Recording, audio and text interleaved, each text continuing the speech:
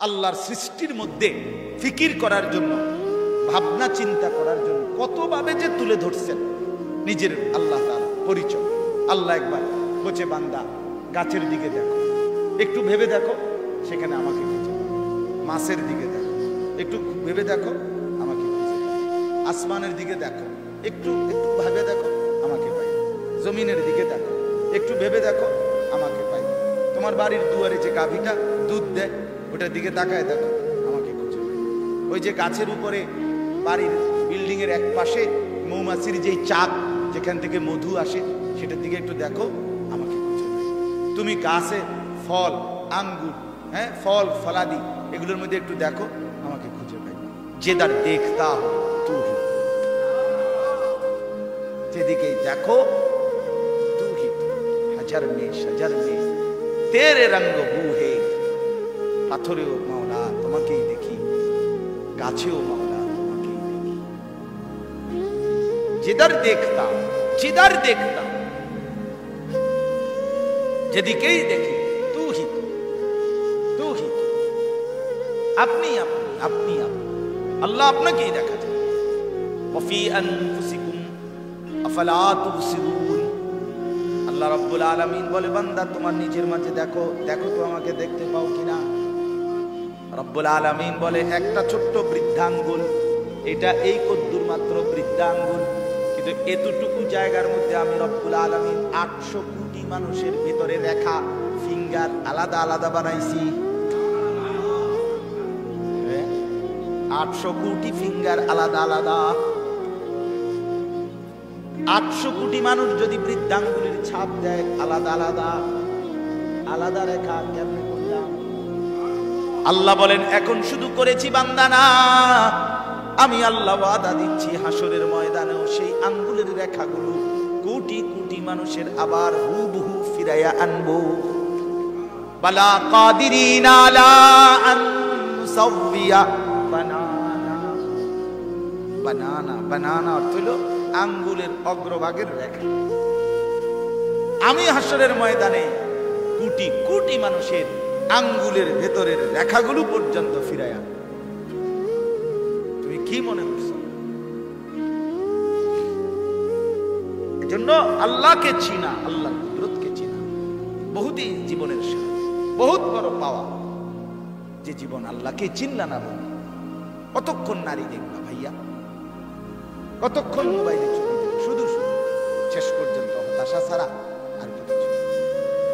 শেষ পর্যন্ত মোবাইল বন্ধ করে দেওয়া ছাড়া আর কিচ্ছু। দেখতে দেখতে 3 ঘন্টা দেখার পরেও আফসোসে চলে, কারণ ধরতেও পারলাম না, ছুঁইতেও পারলাম না, তো কি হইল? ফাঁকে দিয়া টাকাগুলো শেষ, এমবিও শেষ, জীবনও শেষ, যৌবনও শেষ, শরীরের সক্ষমতাও শেষ, আখিরাত তো নাই। আখিরাত আর কি রইল? কি পাইলাম? পরের নারী দেখে লাভ কি হল? পরের বোনকে দেখে কি লাভ? অশ্লীল ছবি দেখে কি লাভ হইল? আল্লাহকে হারিয়ে কি লাভ? এই জন্য আমি এই 5টা আয়াত এবার শুনেন, তর্জমা শুনাই, তাইলে কথা শেষ। 5টা আয়াত পড়ছি এখানে। এই 5টা আয়াতে আল্লাহ তাআলা তার অনেকগুলো কুদরত। আসেন, এই একটা। 2 নাম্বার, ومن ثمرات النخيل والأعناب تتخذون منه سكرا ورزقا حسنا। আল্লাহ বলেন, আমার দ্বিতীয় আরো কুদরত শোনো বান্দা, আমি রব্বুল আলামিন খেজুর গাছের ফল মানে খেজুর, ওয়াল আ'নাব এবং আঙ্গুর, এর মধ্য থেকেও তোমাদেরকে প্রতিনিয়ত আমার কুদরত দেখাচ্ছি। কি? তাত্তাখিজুনা মিনহু সাকারাম ওয়া রিজকান হাসানা। এই খেজুর এবং আঙ্গুরের মাধ্যমে তোমাদের শরীরের মধ্যে উপাদেয় যেই নেশা, অর্থাৎ যেটার দ্বারা তোমার শরীরে স্বতঃস্ফূর্ততা আসবে, বীরত্ব আসবে, হিম্মত আসবে, সাহসিকতা আসবে, কর্মের উদ্দীপনা আসবে, সেটা আমি এই খেজুর এবং আঙ্গুরের মাধ্যমে তৈরি করে থাকি। আবার ওয়ারিসকান হাসানা, শুধু শক্তিমত্তা না, বরং এটা রিজিক হিসাবেও সর্বোত্তম উত্তম একটা রিজিক। খেজুর অসাধারণ, আঙ্গুর অসাধারণ। ইন্না ফি যালিকা লাআয়াতাল লিকাউমিন ইয়াকিলুন। আল্লাহ বলে, উপরের গাভী দুধ আর এখানের খেজুর আর আঙ্গুর এই সবটার মধ্যেই আকলওয়ালাদের জন্য নিদর্শন আছে। ব্যাক কলের জন্য ব্যাক করে খায় আর বিড়ি খায়, আঙ্গুরও খায় বিড়ি, ব্যাক করে খেজুরও খায় গাইল খায়, বুঝেন না কথা, দুধও খায়, চাও খায়, দনও খায়, বিড়িও খায়, টেলিভিশনে মানুষের বেরিয়ে অপদার্থ কিছুই চেনে না, কিছুই বোঝে না। আল্লাহ তাআলা বলে যার আকল আছে, যার দিমাগ আছে, সেখান থেকে নিদর্শন পায় যে হায় আমার মালিক আমাকে দুধ পান করেছে, আমার মালিক এমন সুন্দর খেজুর, এমন উত্তম ফল আমাকে দিয়েছেন, আমি কেন মালিকের শুকর করব আজকের থেকে। এরপর আল্লাহ বলেন ওয়াউহা রাব্বুকা ইলান নাহল, এটার অনেক লম্বা ব্যাখ্যা, বাকি আমি শুধু তরজমা আজকে করি। আসলে এটা খুব মজাদার, এই মৌমাছির কথাটা এটা বিস্তারিত বুঝাইতে পারলে খুব সুন্দর, খুব সুন্দর। আমি এই বয়ান আল্লাহর দয়া সিলেট কিছুদিন আগে এই বয়ান করছিলাম, এই আয়াতটা মৌমাছির বৈশিষ্ট্য গুণাগুণ তাফসীর, ওইখানকার এক বড় প্রফেসর, ইংরেজি শিক্ষিত মানুষ, উনি এই কান্দা কান্দছে, আল্লাহ পাক যে এত কথা কইছে এখানে, আমি তো এই কথা জানতাম না, আমি আরো অনেক কিছু জানতাম না, আমি লগে খাই, আরো বহুত মজার মজার কথা আছে কোরআনে আমি জানি না। ফাআউহা রাব্বুকা ইলান নাহল, আল্লাহ বলেন আমি সরাসরি মৌমাছির ব্যাপারটা স্পেশালি মৌমাছির মধু বানানোর পুরা প্রসেসিংটা আল্লাহ বলেন আমি ওয়াহির মাধ্যমে মৌমাছির কলজাত দিলে আমি ওয়াহি নাজিল করে আমি আল্লাহ একাই নিয়ন্ত্রণ করি। বাসা বানাইবা কই আমি ঠিক করে দিচ্ছি, ফুল আনবা রস কই থেকে আমি বলে দিচ্ছি, ফিরে আইবা আবার কেমনে আমি রাস্তা দেখাচ্ছি, বের করব মধু কেমনে আমি বলছি।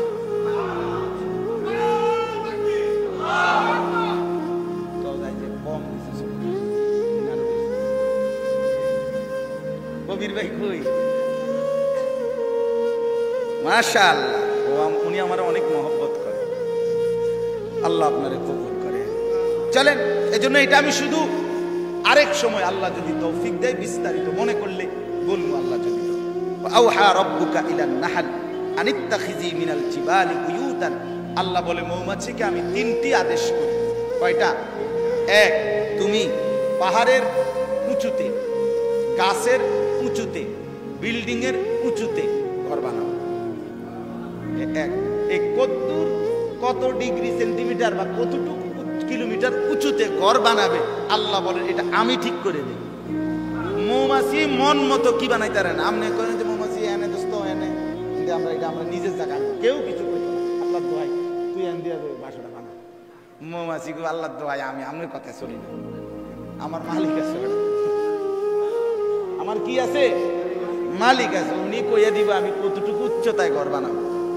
এইটা আমি বলে দেই কতটুকু উচ্চতায় ঘর বানাবে মৌমাছি, এটা আমি আল্লাহ নির্ধারণ করে দেই, ওয়াহি করি, ওয়াহি ওয়াহি। দুই নাম্বার, সুম্মা কুলি মিন কুল্লি সামারাত, অতঃপর আমি আল্লাহ বলি তুমি এই এই এই এই ফল আর ফুল থেকে মধু রস সংগ্রহ করো। মৌমাছি তাফসীরে লিখছে এই মধু সংগ্রহের জন্য 20 মাইল 30 মাইল দূরেও বাসার থেকে চলে যায়। আল্লাহ বলেন এই হলো দুই নাম্বার, আমি বলছি যাও এখান থেকে সিটাঙের আগে চাইবা ফেনি হেনতে, পরে মৌমাছি গেছে গা শ্রীকার থেকে ফেনি, এখন বেচারা তো গিয়া ফেনির থেকে কি লইছে মধুর, আইব কেমনে ফেনি, এদিকে যে আসবে সময় তো উড়ে গেছে গা, এখন আইবার কথা হের মনে নেই, মানে রাস্তা তার বাসাটা কোথায় রব্বুল আলামিন বলে কোনো সমস্যা নেই, ঠিক আমার দেখানো রাস্তায় নিজ বাসায় ফিরে আসো। ফাসলুকি সুবুলা রাব্বিকা যুলুলা, কোনো বাধা ছাড়া ভয় ছাড়া একেবারে খোলাখুলি উন্মুক্তভাবে আমার দেখানো রাস্তায় তুমি ফিরে আসো। আল্লাহ বলেন এই তিনটা কাজ করলাম আমি, বাসা নির্ধারণ করে দিলাম, ফল ফুল যেখান থেকে রস নিবে ঠিক করে দিলাম, আবার নিজ বাসায় আমি আল্লাহ মৌমাছিকে ফিরিয়ে আনলাম। এবার মৌমাছি তার রস রাখলো ঘরে চাকের ভিতরে, এবার আমি কি করছি ইয়াখরুজু মিন বুতুনিহা, আমি মৌমাছির পেট থেকে বের করছি শারাবুম মুখতালিফুন আলওয়ানুহু। রব্বুল আলামিন বলে বান্দা মনে কি ছিল কিনা, একটু আগে আমি বলছিলাম গাভীর পেটে গাভী যত কালারেরই হোক দুধ বাইর করি এক কালার, কিন্তু এইবার বলছি আমি আল্লাহ মৌমাছির পেট থেকে বাইর করি ভিন্ন ভিন্ন কালার। মুখতালিফুন আলওয়ান, আমি আল্লাহ। ফীহি শিফাউল লিন্নাস, এই মধুর মধ্যে আমার কোটি কোটি বান্দার রোগের ঔষধ রয়েছে। এই জন্য হোমিওপ্যাথিক বলেন, এই যে এলোপ্যাথিক আছে হোমিওপ্যাথিক আছে, এলোপ্যাথিক হলো নাজমুল আর হোমিওপ্যাথিক কি নাম? খলিল ভাই। হ্যাঁ কিরে নাজমুল, একেবারে ঠিক টাইম মতো আইলে ওষুধও মিলছে, এই তো আইছে আমার ছাত্র। ফীহি শিফাউল লিন্নাস, সমস্ত চিকিৎসা বিজ্ঞানে এলোপ্যাথিক বলেন, হোমিওপ্যাথিক বলেন, আয়ুর্বেদিক বলেন আর ইউনানি বলেন, মধু একটি অনিবার্য কি শিফা। ফীহি শিফাউল লিন্নাস, আল্লাহ বলেন এর মধ্যে আমার মানুষের জন্য আমি আল্লাহ তাআলা অগণিত রোগের ঔষধ রেখে দিয়েছি।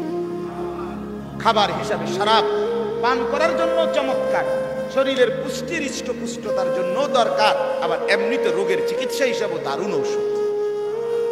ইন্না ফী যালিকা লাআয়াতান লিকাওমিন ইয়াতাফাক্কারুন, আবারও বলছি যার মধ্যে বিবেক আছে ফিকির আছে তার জন্য এর মধ্যে নিদর্শন রয়েছে। আর যার নাই, যার বিবেক নাই ফিকির নাই, তার কাছে শুধুই মধু। ইমানদারের কাছে মধুর ভিতরে তার আল্লাহ, ইমানদারের জন্য তার দুধের ভিতরে কে? সর্বশেষ কথা হলো এরপরে আল্লাহ বলেন আল্লাহু খালাকা, আমি না তোমাদেরকে সৃষ্টি করেছি, সুম্মা ইয়াতাওয়াফাকুম, আমি না তোমাদেরকে আমি আবার মৃত্যু দেব।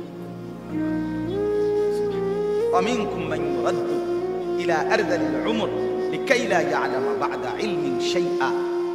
আল্লাহ তাআলা বলে আমি তোমাদের মধ্যে কিছু মানুষকে বয়সকালে পৌঁছাইতে পৌঁছাইতে একদম জীর্ণ বয়স্ক বুড়া বানায়া ফেলবো, ওই পর্যায়ে নিয়া যে পর্যায়ে গেলে এত বুড়া হইছে আর পিছনে কি কি জানতো জীবনের স্মৃতি কথাগুলো কিচ্ছু আর মনে থাকবে না।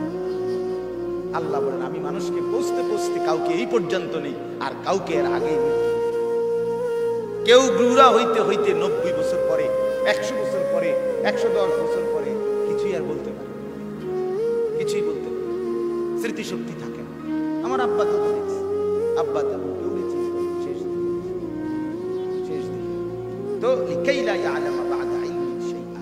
আল্লাহ বলেন যে আমি ছোট্ট কোলের বাচ্চা বানাইছিলাম, সে আমি এরকম জীর্ণ শীর্ণ বৃদ্ধ বানাইলাম। আমি আল্লাহ তাআলা জীবন দিলাম, আমি মৃত্যু দিলাম। ইন্নাল্লাহা আলীমুন কাদির। এবার বুঝে নাও বান্দা, শেষ কথা এটাই বুঝো, আমি সব জানি, আমি সব ক্ষমতা রাখি। সব ক্ষমতা কার? সব ইলম কার? এজন্য আল্লাহকে কেন ছেড়ে দাও? দোস্ত আমার, বন্ধু আমার, ঘুরে ফিরে এটাই কথা, আল্লাহর কুদরত চিনে আল্লাহকে চিনা, আল্লাহকে সিজদা করা, আল্লাহর বন্দেগী করা, আল্লাহকে স্মরণ করা। এজন্য আমরা প্রত্যেকেই 5 ওয়াক্ত নামাজ পড়ার চেষ্টা করি, আল্লাহ তাআলার জিকির করবেন এবং হালাল উপার্জন করার চেষ্টা করেন। যুবক ভাই যে কয়জন তোমরা, দোস্ত আমার, বন্ধু আমার, মোবাইলকে শুধুই প্রয়োজনে ব্যবহার করো, প্রয়োজনটুকুতেই ব্যবহার করো। অপ্রয়োজনে নাচ গান ছবি অসভ্য দৃশ্য জিনা ব্যভিচার দিন রাত এভাবে নষ্ট হয়ে যেও না, নিজেকে নষ্ট না করা। আল্লাহ আমাদেরকে তৌফিক দান করে। ওই আমার আরেক ছাত্র আছে রবি, একটু পরে আইতা কত ছেলে আমার বাসা। আল্লাহ তাআলা আজকের এই মজলিসে বরকত দান করেন। সব যুবক ভাই মুরব্বী বাবা চাচা আল্লাহ আমাদের প্রত্যেককে নামাজি হিসাবে কবুল করেন। আমরা যেন আল্লাহকেই চিনি, আল্লাহকেই ভালোবাসি, রাসূলুল্লাহ সাল্লাল্লাহু আলাইহি ওয়াসাল্লামের সুন্নাত মোতাবেক যেন চলতে পারি। আলহামদুলিল্লাহ রাব্বিল আলামিন। আল্লাহুম্মা আনতাস সালাম ওয়া মিনকাস সালাম, তাবারাকতা ইয়া যাল জালালি ওয়াল ইকরাম, ইয়া আরহামার রাহিমিন, ইয়া